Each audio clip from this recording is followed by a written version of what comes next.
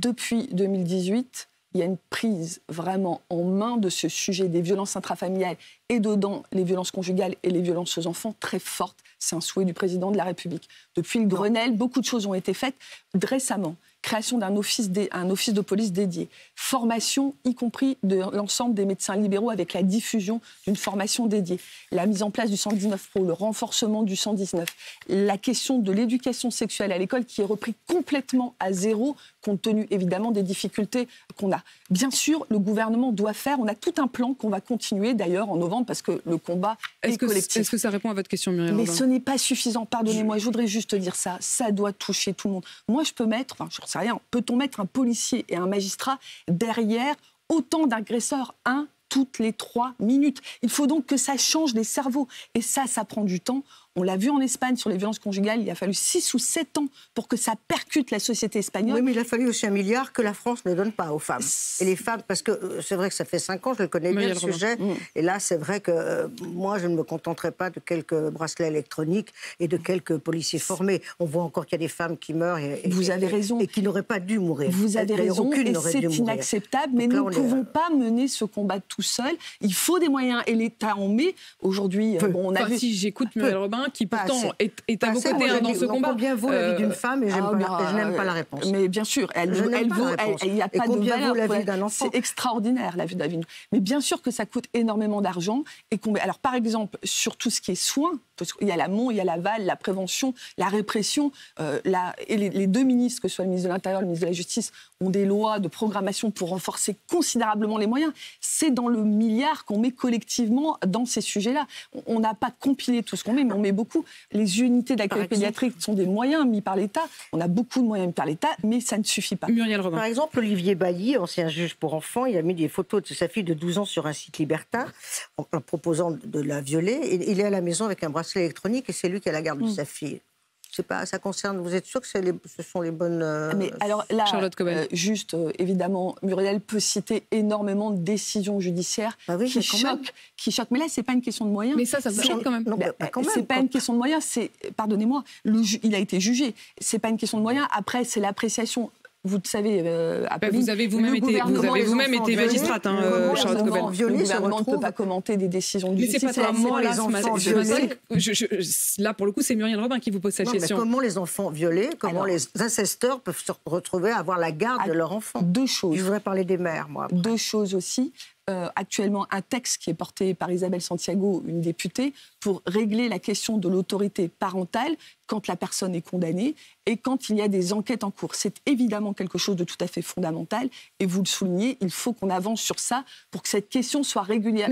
Mais pour aller aussi dans le sens de ce que dit Muriel Robin ce matin, vous avez parlé de ce documentaire auquel participe Emmanuel Béard. Il y a 3 autres personnes qui participent également et qui témoignent également, dont une mère qui dit que lorsqu'elle a commencé à faire savoir, à dénoncer le fait que son ex-mari avait visiblement commis l'inceste avec sa fille, elle a été soupçonnée de ne le dire que pour éloigner cet ex-mari et elle a failli perdre la garde de son enfant. C'est vrai, nous avons des situations extrêmement complexes où on le sait, quand on a des petits-enfants et qu'il n'y a pas de fait matériel, la parole des uns et des autres doit être écoutée avec énormément d'attention. Mais vous le voyez, Apolline, on est dans un système où, on l'a dit, c'est la parole des uns contre la parole des autres. Il nous appartient aujourd'hui de faire tous les efforts possibles pour entendre l'enfant, l'écarter parfois du brouhaha des 2 parents qui vont aujourd'hui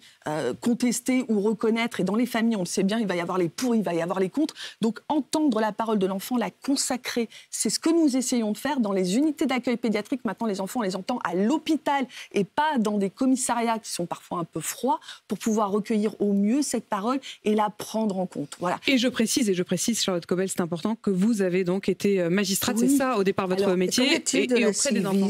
Vous êtes au courant parce qu'il a été dit là, il n'y a pas longtemps que ça fait 2 ans donc que ça existe. C'est la commission indépendante sur l'inceste et les violences sexuelles. On va préciser les choses. C'est cette commission indépendante qui a été créée notamment après le choc du livre de Camille Kouchner qui dénonçait l'inceste commis par son ancien beau-père. Juste dire qu'Olivier Duhamel a un poste encore, il est en place. Il a encore un poste, j'ai pas vérifié. Il est en place, enfin, ça va. Il ne semble pas qu'il ait encore un poste. En tout cas, les postes officiels qu'il avait, notamment à Sciences Po, il en a été renvoyé. Mais Muriel Robin, je n'ai pas forcément toutes les informations, mais au moment où vous me le dites, pour moi, il a été renvoyé. Simplement, en effet, cette commission a été créée. Elle avait été créée pour 2 ans. Vous avez tout à fait raison, Muriel Robin. Est-ce qu'elle va être prolongée ? Alors d'abord 2 choses. Cette commission, elle a été créée à la demande du président de la République et elle a été mise en place par le gouvernement. Elle est financée aujourd'hui par le gouvernement, 2 millions, voilà, c'est que 2 millions par rapport aux milliards, mais c'est plein de petits millions quand même que nous mettons sur ce sujet. Alors, aujourd'hui, la question est prématurée puisqu'elle n'a pas rendu son rapport final dans lequel, j'imagine, elle émettra un certain nombre de propositions, y compris continuer, le cas échéant, à faire des choses qui, aujourd'hui, ne sont pas nécessairement visibles vues par le gouvernement. Donc, mais justement, Emmanuel Béard, Vanessa Springora, toutes ces femmes ont signé cette tribune pour demander sa prolongation. Cette question aujourd'hui est prématurée. Cette commission n'a pas fini son travail. Tous les jours, je travaille avec la Civise. Oui, mais vous savez bien, du coup, Charlotte Cobel, que si on l'arrête en décembre, il y a probablement un certain nombre de témoignages qui ne seront pas recueillis. Chère Apolline, il n'est pas encore décidé qu'elle soit arrêtée en décembre. Oui, mais il n'est pas encore non plus décidé qu'elle sera prolongée. La commission doit remettre un rapport. C'est un tout petit peu comme si vous me demandiez aujourd'hui est-ce que je serai prolongée au prochain gouvernement. Je suis dans l'action. Non, excusez-moi. Je suis dans l'action. Je suis dans l'action. C'est pas ça que je veux vous dire. La commission aujourd'hui n'a pas fini son travail. Donc elle n'a pas remis son rapport. Dans son rapport, on lui a demandé 2 choses. Faire un constat. Le constat, elle nous l'a donné. Ça sera terminé un jour. Je veux dire, on espère évidemment qu'un jour il n'y aura plus du tout de victimes d'inceste. Mais est-ce que la Civise doit continuer ad vitam aeternam tant qu'il y a des victimes ? Peut-être, je n'en sais pas. C'est dans la main du président. Oui. Mais dans ce cas-là, on peut faire aussi une Civise pour les violences aux femmes, on peut faire une Civise pour les violences terroristes. Enfin, mais il n'y a pas de difficulté, ce n'est pas dans ma main. C'est une commission qu'on a ardemment souhaitée, que le président a demandé. Le rapport n'est pas encore... Moi, j'ai trouvé cette tribune un peu prématurée parce que la question ne se pose pas aujourd'hui. Je voudrais revenir sur la question des mères, puisque vous vouliez en dire un mot, Muriel Robin. Oui, parce que c'est un vrai sujet quand même. Je pense qu'il y a l'incesteur, l'incestée et la mère qui est à côté, parce qu'elle est suspectée. Donc elle se tait aussi parce qu'elle a peur. Il y aura des représailles matérielles, physiques, orales, peu importe. Donc il faut dire à ces mères, il faut aussi leur dire comment agir, leur dire qu'il faut qu'elles parlent, qu'elles protègent. Elles doivent protéger. Elles ne sont pas, et ne pas les juger parce qu'elles ne parlent pas. Elles ont des raisons de ne pas parler, mais il faut trouver quelque chose pour les aider à parler. Et vous l'avez dit, parce qu'elles ont un rôle très important. Vous l'avez dit, Muriel Robin, vous êtes arrivée aussi à cette question par les agressions faites aux femmes en général. Vous avez raconté avoir vous-même été confrontée à une tentative d'agression quand vous aviez 12 ans. Oui. Vous dites, j'ai dit non, et il se trouve que j'avais ce jour-là... La force, le courage, on ne sait pas. Et en même temps, j'ai du mal à dire le courage parce que ça voudrait dire que celles qui n'arrivent pas à dire non n'ont pas de courage. Or, ce n'est pas une question de courage, c'est une question quoi ? À un moment de tempérament, de caractère, de taille, je ne sais pas. Il fallait que je sorte de cet ascenseur. Vous y avez souvent repensé ? Non, mais je pense que ça, je ne sais pas quel poids ça a fait dans ma vie. Surtout qu'avant, un curé m'avait un peu caressé la cuisse et pareil, de la même manière, j'avais pu enlever ma main. Je pense, quand je vois un curé, je pense à tous les enfants qui ont peut-être eu cette main et qui n'ont pas su l'enlever.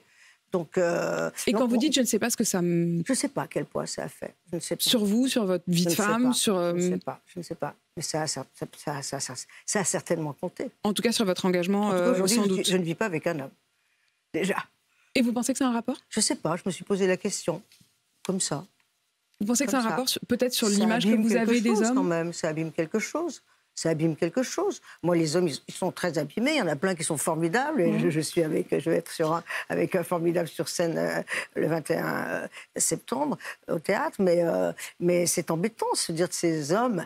Alors évidemment, il y a une marge de femmes, mais elle est beaucoup plus petite. Donc on met au masculin. Mais pour vous, si j'essaie de comprendre ce que vous dites qu'au fond, peut-être que s'il ne vous était pas arrivé cela... Je ne n'ai pas la réponse. Et c'est votre pas le vie sujet. de couple, en tout cas, n'aurait pas été la même. Je n'ai pas le sujet, voilà. Oui, je voudrais juste être attentive à une chose. Je comprends parfaitement ce que dit Muriel. Il faut être attentif. Beaucoup de petits garçons sont aussi victimes. Et marginalement, mais quand même, un certain nombre de femmes sont aussi agresseuses.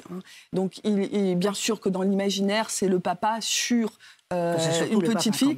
C'est surtout les garçons. Il faut dire que dans l'inceste, ça peut être aussi les frères, les cousins, voilà. Donc, être attentif au mot inceste et être aussi attentif aux garçons qui sont aussi très fréquemment victimes de ces faits, donc de ne pas nécessairement rentrer dans un combat totalement... Et la complicité, puisque c'était en 2020, mais le directeur de Sciences Po avait été averti qu'il était suspecté, et il a quand même eu le poste de directeur. Donc il faut arrêter de couvrir tout le monde.